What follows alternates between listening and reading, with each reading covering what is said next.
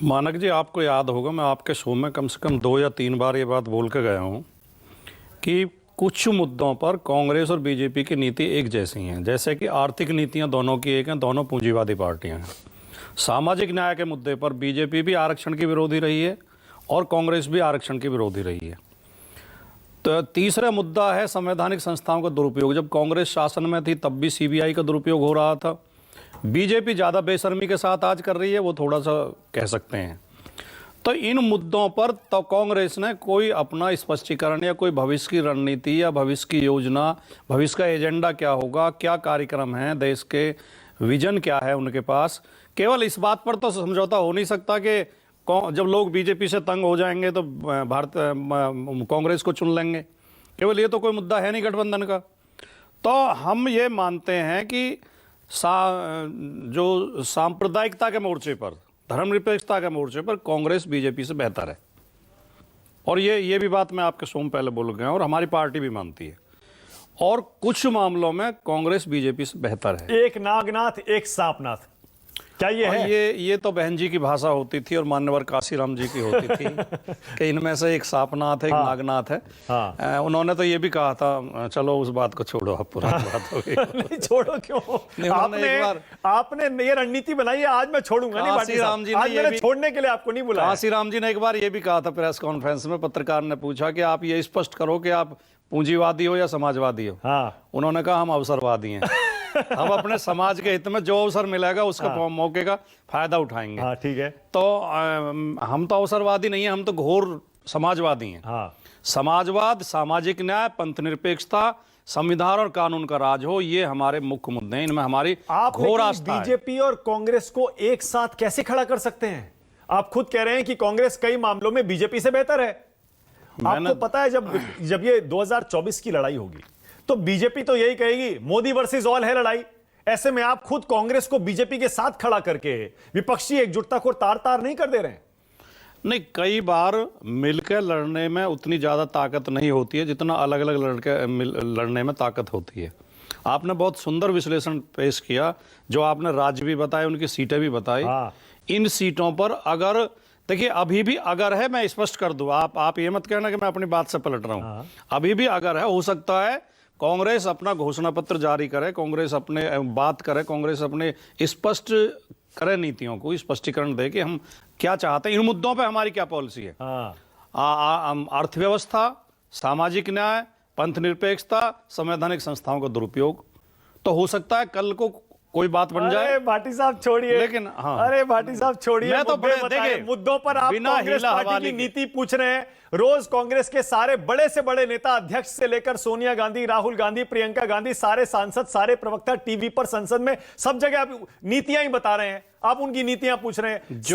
सही बात यह है, मुद्दे पर आइए ना। कहिए ना कि हैसियत के हिसाब से अगर कांग्रेस सीटें स्वीकार कर लेती है यूपी में, बंगाल में, जहां पर वो कमजोर है, तो गठबंधन हो जाएगा, वरना नहीं होगा। योगी आदित्यनाथ जी ने उत्तर प्रदेश विधानसभा के अंदर एक इतनी खराब बात कही कि देश के हर बुद्धिजीवी को उस पर आपत्ति होगी। हाँ। जो विचारशील व्यक्ति हैं, उन्होंने कहा कि समाजवाद अमीरों को गरीब बनाता है, गरीबों को गुलाम बनाता है और बुद्धिजीवियों को मूर्ख बनाता है।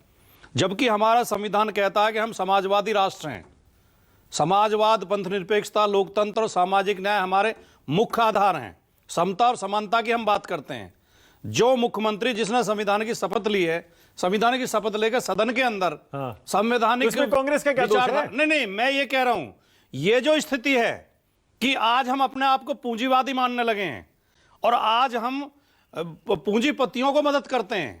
जब पिछले 2 साल में कोरोना पीरियड में जब सहारा आदमी की जेब कांग्रेस खाली हो रही थी, मुद्दे पर सबसे ज्यादा उसकी शुरुआत कांग्रेस ने की थी।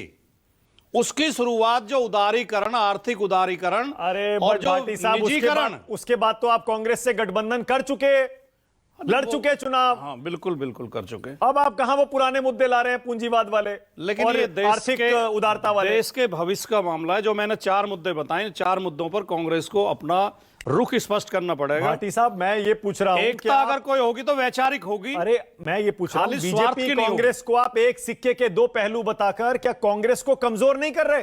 पूरे देश में कांग्रेस ही है जो बीजेपी से टक्कर ले सकती है। इसकी हमें क्या चिंता, कौन कमजोर होता है, कौन ताकतवर? क्यों नहीं होना चाहिए? देश की चिंता है। अरे आप कांग्रेस को कमजोर कर रहे हैं। दिशा में जाएगा, हमें इस बात की चिंता है। पूरे देश में कौन कांग्रेस से टक्कर ले सकता है, बीजेपी से टक्कर ले सकता है? पूरे देश में ये भी बात मैं स्पष्ट कर दूं, मैं वो कहना चाहता था, मैं भूला। आपने अपने विश्लेषण में ये भी कहा कि तीसरे मोर्चे के कई बार प्रयास हुए, कामयाब नहीं हो पाए। मैं स्वीकार करता हूं कई बार प्रयास हुए लेकिन कामयाब नहीं हो पाए। लेकिन पूरे देश में आप राज्यवार नजर डालेंगे तो तीसरा मोर्चा ही सबसे मजबूत है। गैर कांग्रेसी और गैर भाजपा दल जो हैं, अगर वो एक मंच पर आ जाएं तो आप राज्यवार देख लीजिए, पूरे देश पर नजर बिना कांग्रेस के 4-5 स्टेट छोड़, बिना कांग्रेस के। मैं कह रहा हूं गैर भाजपा गैर कांग्रेसी मैं दल, बिना कांग्रेस की बात कर रहा हूं। मैं भी तो यही कह रहा हूं। बिना कांग्रेस के बताइए क्या कर लेंगे, क्या कर लिया आज तक? आप महाराष्ट्र से शुरू करिए। महाराष्ट्र कांग्रेस महाविकास आघाड़ी का हिस्सा है। मैं जो कह रहा हूं, आप चाह रहे हैं कि वहां शिवसेना और एनसीपी मैं अलग हो जाएं? बड़े स्पष्ट तौर पर यह कह रहा हूं कि जो गैर कांग्रेसी गैर भाजपा दल हैं पूरे देश में आज भी वो सबसे ज्यादा ताकतवर हैं, मुद्दों के आधार पर भी और जनाधार के आधार पर। बात कर रहे हैं आप? कहां इतने विधायक कांग्रेस के जितने हैं पूरे देश में, बताइए। विधायक तो घटते बढ़ते रहते हैं, एमपी भी तो घटते बढ़ते रहते हैं, सीटें तो घटती बढ़ती रहती हैं। फिर उत्तर प्रदेश में 2012 कांग्रेस जैसा कहां है किसी की मौजूदगी, किसी भी पार्टी की, उत्तर से दक्षिण और पूरब से पश्चिम, बताइए। अब जैसे आप उत्तर प्रदेश पे आ जाएं, समाजवादी पार्टी तो एक राज्य हुआ। हाँ, तो ऐसे राज्यवार देख लीजिए ना आप आगे बढ़िए बिहार, उससे आगे बढ़िए पश्चिम बंगाल, उसे चले जाइए। बिना कांग्रेस के आप हरा लेंगे बीजेपी को? बीजेपी तो हारनी है। बीजेपी को तो देश की जनता हराएगी। भारतीय जनता पार्टी की नीतियों से देश का एक एक नागरिक दुखी है। जो लोगों के साथ अनाचार अत्याचार, आपने उत्तर प्रदेश की घटना नहीं देखी?